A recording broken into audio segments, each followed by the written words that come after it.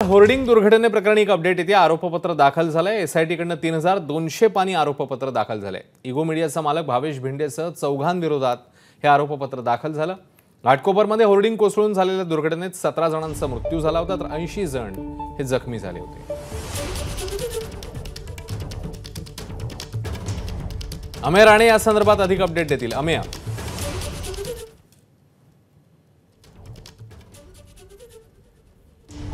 आवाज पोहोचतोय माझा?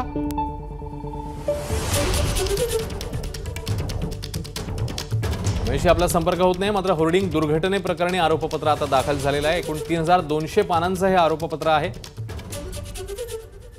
आणि इगो मीडियाचा मालक भावेश भिंडेसह चौघांविरोधात हे आरोपपत्र दाखल झालं।